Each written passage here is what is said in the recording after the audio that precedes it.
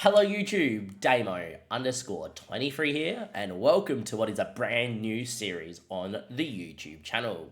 This is a series we did attempt to do back on FM19, and we did fail because we never completed it, but I'm definitely very keen for this challenge. If you're excited for what is going to be called Damo Does England, give it a like, subscribe to the YouTube channel, and let me know if this is a challenge that you guys might be looking to do. We're of course live on stream starting this one. It is the 27th of December, so Merry Christmas and Happy New Year's to you guys, and links down below to come follow us live on Twitch. Main reason for starting this challenge is a couple of reasons. Because I got COVID, I do have a couple of days off work, so we can hit a bit of this challenge out the park. Secondly, Wrexham's doing so well with views, and I'd like to say thank you very much for that, and Wrexham will continue alternate days for the content. One day will be Damo Does England, one day will be Wrexham. And I really want to get a challenge underway that I can grind until probably the end of FM in this cycle. Might take that long, it might not. So, what is Damo Does England, and why am I unemployed, and why is the table in alphabetical order on the screen? Well, first things first, this is the database that will start every save in for Damo Does England, as we will be managing every single club in the Premier League. The challenge is a simple one. We will every single time start in season 1 of the database on real world mode, so the real life transfers has happened, and the goal of the challenge is to win the Premier League with every single club from season 1 till season then when you win it. So with Arsenal, we'll probably look to aim to win it in first season, and then we get to a team like Sheffield or Luton or Forest, it might take us something like 10 seasons to win it as well. The reason why it's such a hard challenge and the reason why I didn't do it last time is I actually tried to do it all in one big database, and I didn't think it was plausible or feasible. But what I like about this sort of challenge is the stories it could create. There's going to be plenty of heroes and plenty of villains as we hunt down Premier League titles, and with that we'll probably look to use the same sort of players throughout the save a lot. It also creates a unique sort of aspect. So many saves are based on, regen players and buying people from foreign lands and bringing them in at 19 years of age and training them to be world class. This save is more about the here, the now, and can you win the title or not in this season, or build a player that's going to win it in the next couple. Sometimes that might be an 18-year-old wonder kid from Peru, and sometimes that might just be Ivan Toney after his ban's been done at Brentford. It's going to be a crazy old story. So strap yourselves in. Damo Does England has a lot of drama. If it's anything like the FM19 save, we are going to have some very interesting times. For those that remembered that, we actually won the league in our first season with Bournemouth, with Callum Wilson scoring 35 goals. I'd love to see that happen. That's the order in how we're going to tackle it. When you see me come back, I'm going to be with Arsenal on the opening day. We're going to go through the real life transfers that's going to happen and see what I need to do if I was Arteta in real life in this season. Okay, we're officially in charge of Arsenal now, YouTube, for episode number 1. And in today's episode, we're going to go see what we need in the team and then discuss what we're going to do moving forward. First thing I am going to say is welcome to the Excel spreadsheet, where we'll track everything, very similar to what I did with the Glory Hunter Challenge. We'll be marking off every season what we achieve in the season, and maybe we can win a UCL, a UEL, and a UCEL during this, which is obviously the Champions League, the Europa League, and the Conference League, whilst winning the FA Cup and maybe the Carabao Cup as well. Let's go and have a look at the season preview. They predict us to come third.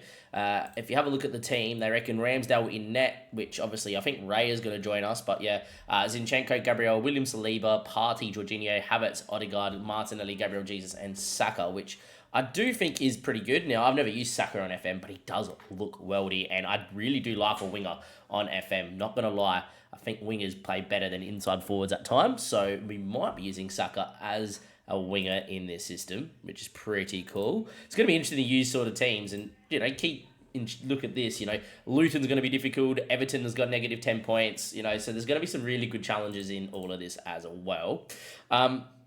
Let's go have a look at the squad here quickly. Skip the induction, obviously, and maybe actually look at the transfers. So Arthur, who obviously club legend at Wrexham, on his bike out the way. On the ins though, David Ray is coming in for on a loan with I think intention to buy. So it'll be interesting. Timber is coming in. He's obviously got the real life injury out, so we probably won't be seeing him for a season, which is unfortunate.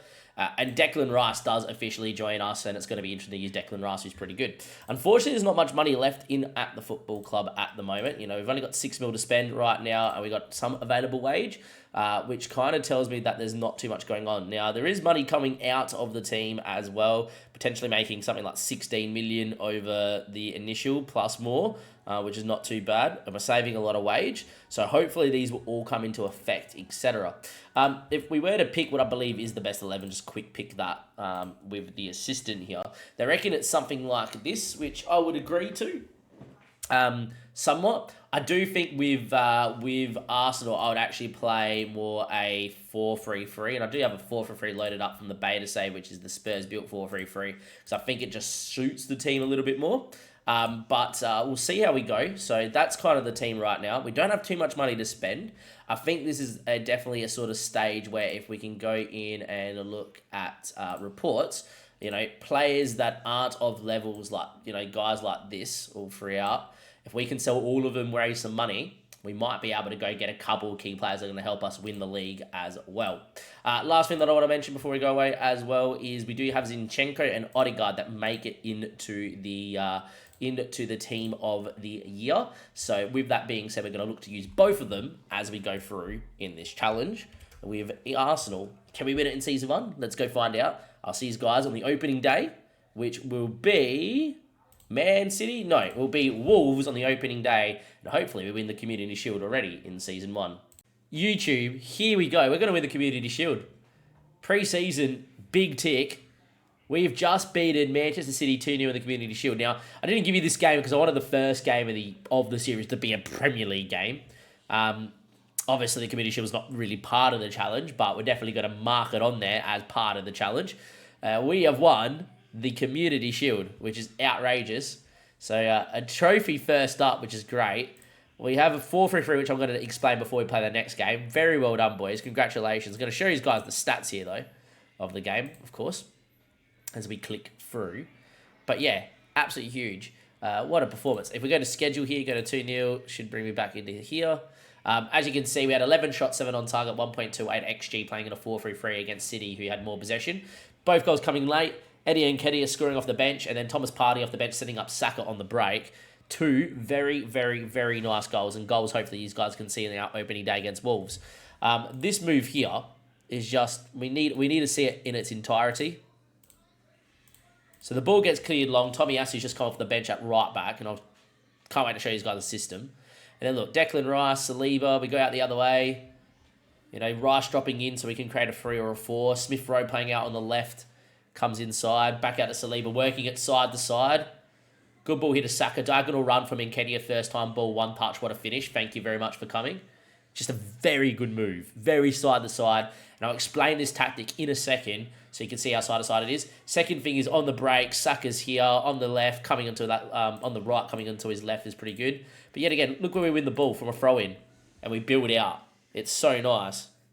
It's a bit of a different 4-3 this as well. Pretty different adaptation. But good ball to Ethan. Great ball. Zinchenko, inverted wing back. Ball inside the party, into Saka. And that's just the movement. That's just the side to side. Trying to create a line of 5 attackers that can drop in and out and play football. I think it's great. Very well done. And I'll see you guys in a second for the opening day against Wolves. And more importantly, to discuss what the tactic looks like moving in to the season where we look to win the league in Season 1. Here we go. First game of the challenge, and we've got Wolves at the Emirates against Gary O'Neill's men.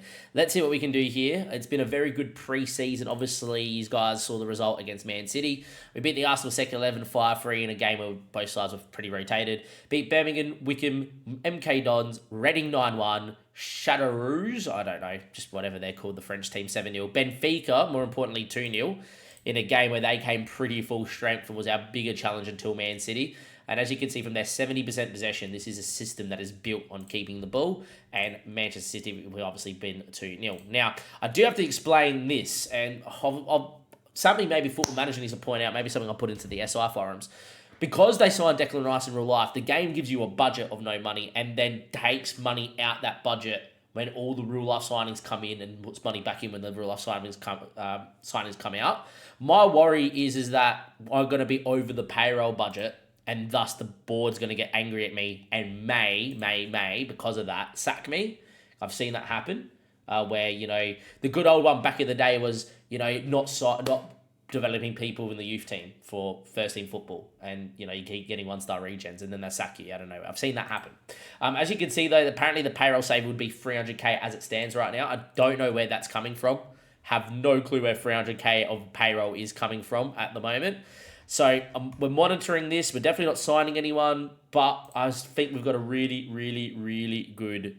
A really good team and look pretty good. Long-term injuries, you got El Nemi still coming back from damaged cruciate ligament, who I would love to sell, but William Saliba has just got injured, which I'm about to show you in a second, which is not good, and Timber's still out for 9 to 10 months. He's obviously long-term injured.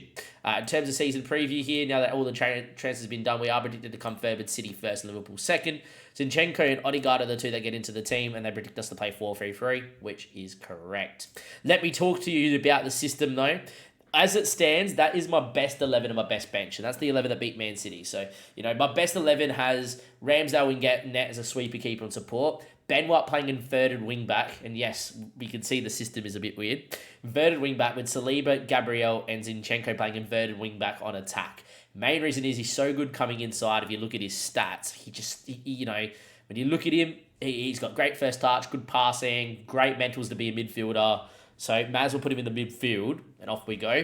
Declan Rice in the halfback, arguably probably one of the best centre defensive midfielders in the Premier League. Look how good he is. I think it's a halfback in this system, which allows inverted wing back to go ahead of him. He drops between the two centre backs. You create the back three. Ben White creeps that touch more forward, creates more of a 4/5. You have a very good shape that you can work around. And then it gets a little bit more creative as you go through. Odegaard in this roaming playmaker role is insane, right? If you have a look at his creativity here, apart from the Man City game, he's been like 9.5s, assists for days. I reckon against weaker teams, he's going to dominate. He looks pretty good. With Havertz in the centre mid on attack role. Main reason for this is get him in the box, 6'3", get him forward, get him in and around, really get him beyond maybe Gabriel Jesus. Saka on the right, Martinelli on the left with Gabriel Jesus up front. Saka playing winger because I don't know what it is, but in the match engine this year, wingers look amazing. They start wide, they pick the ball up. They will either come inside or stay wide, but the runs they make are so much more mazy. They seem to beat people, they're more direct, seem to score more, which is interesting. Verta winger for Martinelli, though, because we do need to have someone in the half space. And then, obviously, Gabriel Jesus up front. System is, as I said, weird. It's a narrow system. It's a lower tempo system. We're looking for the underlap on the left with no underlap on the right because we've got an inverted wing back. Kind of, look for Saka on the right, but we're not specifically telling him to play down the left or right. We're telling him play as you normally would, play out, but use a lower tempo. And the whole idea of this is we're Arsenal Football Club. I don't support Arsenal. I'm a Liverpool supporter. But what they have is got great technicians in the middle of the park and Rice, Odegaard. You got wingers that can beat a man and keep possession. Gabriel Jesus has the trait of drops deeper. Just deeper line forward just does not work well on FM ever. So playing as a pressing forward, but he will drop in and help create. What I'm trying to do is create overloads, and by creating overloads in the middle of the park, not out wide. I want us to knock the ball around side to side, like you saw, create the 2v1 with Jesus and a centre mid, and then they get pulled out of position and he slips Saka in, as you saw with the second goal for Manchester City just before. That's what I'm trying to create. Work the ball into the box. I think lower crossing's fine. We've got it on whipped. We're going to leave it for now because if Havertz gets in the box, I don't mind a bit of height. That could become low. Stay fairly wide though, and that's more for the wingers to make sure they stretch the game to create the space for the midfielders in the 5.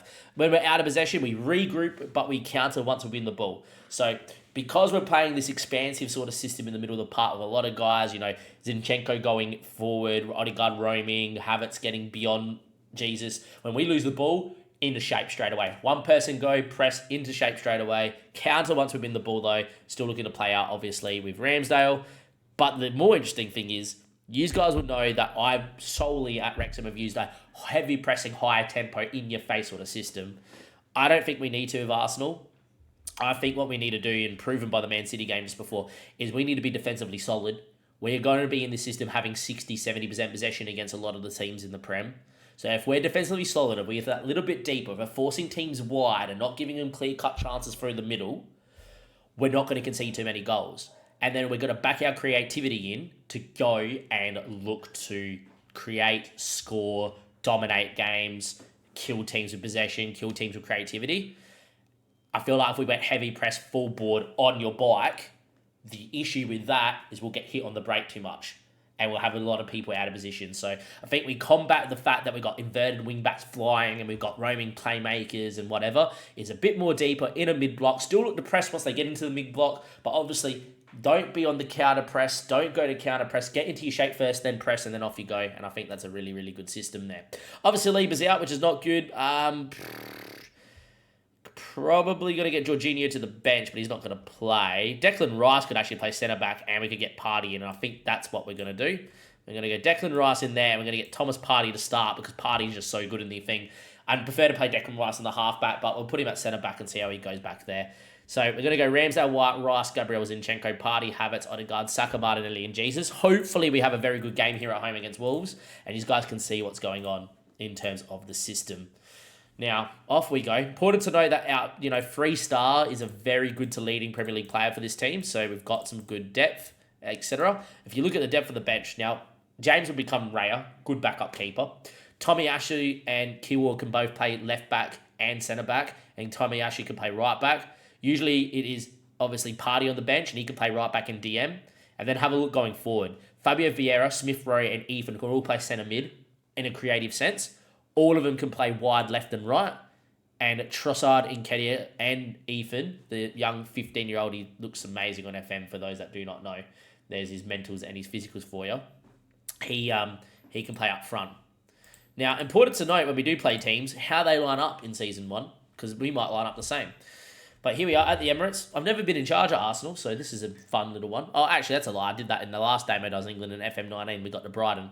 Klasinic up front, Mateus Cunha, Sarabia, Podence, Gomez, Mateus Nunes. Interesting side from Mr. Gary O'Neill. And let's see how we go here. Luton got a draw against West Ham, by the way, on the opening day. So shout out to Luton. Obviously, I've got the same camera angles as always on the vertical scrolling. All your stats are out here. Let's see how we go at home. We're looking for 70% possession. We're looking for creativity. We're looking for people to go out there and do a job and do well. Straight away, though, 80% possession inside the first 15 minutes. 6 shots, 3 on target, no highlights, though. First highlight is Johnny flying in and winning the ball. Podence now. It'll be typical to beat Man City in the Community Shield final and then lose the Wolves at home. Mateus Cunha, ball out to Sarabia. Beats a man, got options inside, goes and finds Podence. We're 1-0 down. There you go, opening day, we're 1-0 down. Well, that wasn't meant to happen. That was not meant to happen at all. 1-0 down. Very good move. We've barely conceded at all. And we didn't concede the City, and City found it tough. But Podence goes bang, and there we are.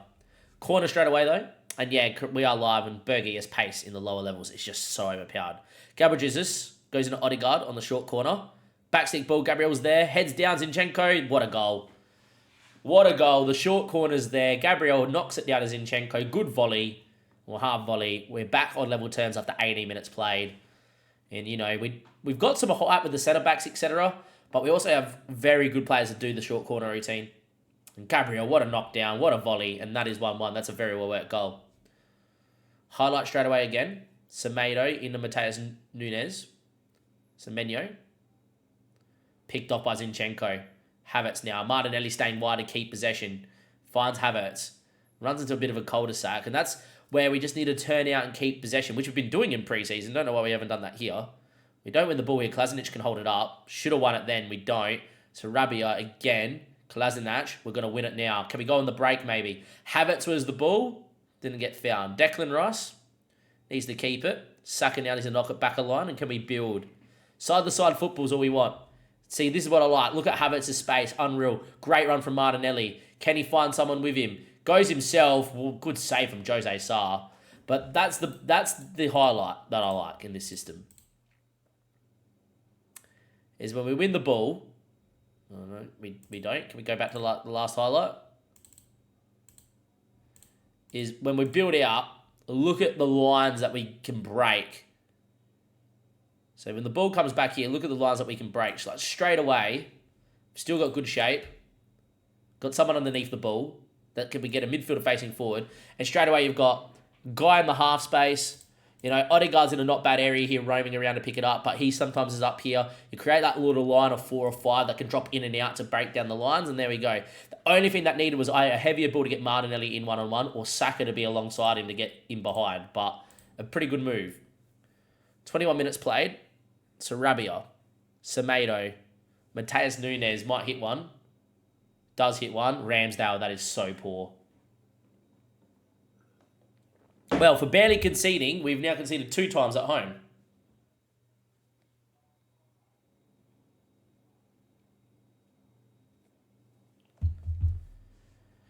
We've conceded 2 times at home. We've barely conceded in pre-season. We didn't concede to Manchester City. We've conceded twice to Wolves. And our goalkeeper has done whatever there. Wow. 3 shots, 3 attacks, 3 on target, extra 1, scored 2 goals, 36% possession they've had. It is what it is. One of those games. One of those games in the opening day in the Prem. Still think the system's fine. Odegaard picks it up. Back to Zinchenko. Martinelli. Goes on a run. Backstick ball. Jesus. Good header. 2-2. Gabriel Jesus opens his account. Back to 2-2. Not the sort of goal we've really scored in pre-season is those crosses back stick.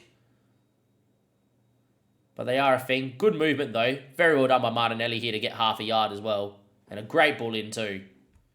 And there we go. Free kick.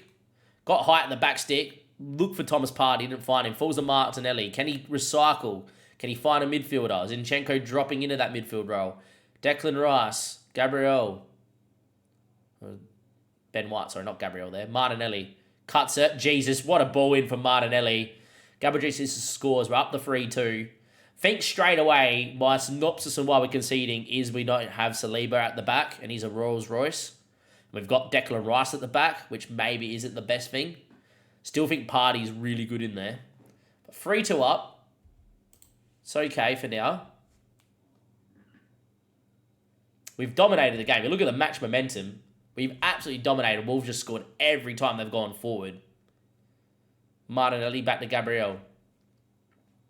Finds Martinelli. Great ball now Havertz. Back to Thomas. Now look at the midfielders. Look at the overloads we got here. Oh, falls to Jesus. He scores. Was he offside and build up? Referee says no. Football was great. A little bit lucky to bounce back to Gabriel Jesus. He has a hat-trick on the opening day. For someone that's not elite at finishing, pretty good start. But yeah, look at the football though. Just the cut back to Partey. Look at the options. We got the 2v1 overload between the centre-backs here. You know, good ball towards Jesus' feet.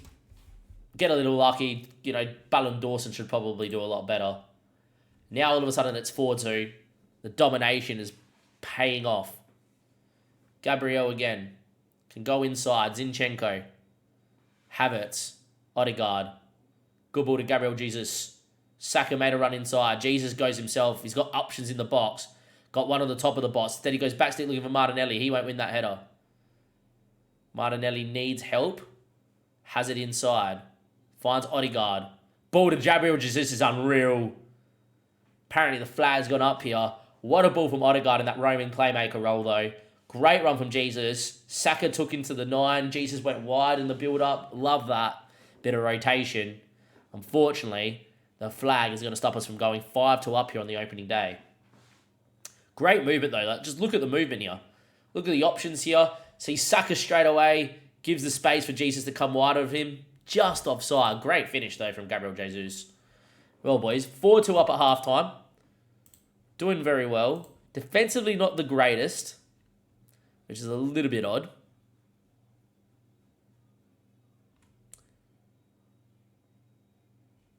Think what I'm going to do is Declan Rice in for Havertz. Partey's going to go into there. Partey's actually going to go box to box to be a little bit more defensively solid. Ben White's actually going to go in as the ball when he, think that's the centre back because he can play in there. And I think we get Tommy Ashley in at right back. Well, we might change that around. Yeah, we'll do it the other way. Maybe we'll get Tommy Ashley at centre back. Think when you're 4-2 up, you've conceded 2 goals, make the midfield a little bit more, a little bit more workmanlike. Still going to be good. Still going to have Partey creating. Think Havertz did nothing wrong. It's more we've conceded 2 goals. Get Declan Rice in his best position. Party can still play in a very defensive role. Off we go. Odegaard now picks up the ball. Saka beats one. He's away. Mr. Saka, the winger. I'm telling you, a winger on attack. They pick up the ball, they run, they beat people. Saka makes it 5-2. Who was nervous? Who thought I was a madman? Who thought this system wasn't going to work? Because it was not a heavy pressing, Gergen pressing sort of system. It's got no wing backs providing width for nothing like that. Bang. Absolutely love it. That is superb. All right, with that being said, 60 minutes played. I'm all for the kids getting game time. So Ethan is going to come in. And Ethan's going to come in for Martinelli. I'm going to get Gabriel Jesus to get a standing ovation. We're going to get Nketiah in as an advance forward, because why not? Smith Rowe needs minutes to get fit, and we're going to bring him in for Odegaard and keep some people fresh. I think that's perfectly fine.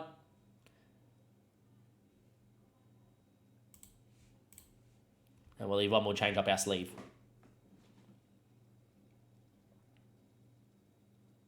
Pretty happy with how this has gone. I'm pretty happy. Smith Rowe, whippage, back stick, Party heads over.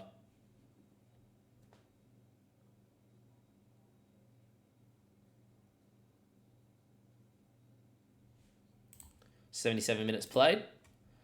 Not long left to go. Ethan apparently has picked up a knock. We'll leave him out there because he just come on. Party's going to come off here. We're going to bring on Fabio Vieira. Vieira is actually going to go in now as a central midfielder on attack on that side. That's fun. 5-2 up with 12 minutes to go. I think we're going to be home and hosed. And Fabio Vieira can get some minutes off the bench here. 67% possession, 20 shots. Wolves had 3 shots, 3 attacks. Only 2 goals. No shots in the second half from Wolves, which is superb. And Gabriel finds Fabio Vieira, finds Tomiyasu, finds Smith Rowe. Good ball into Saka. Good ball into Zinchenko. Great ball into Ethan. Ethan on his debut at a young age at 16. Takes his man down the line. Cuts it back to Declan Rice. On his debut, just wide. Would have been a nice goal. Good play from Ethan too. Now, 5-3 would be very favourable to Wolves because they haven't really deserved much. Kolasinac is a big boy. Well won, to be fair. Lamena inside. Probably a goal. Ramsdale makes a good save. That's going to be all she wrote, though. That is a very, very good result from us.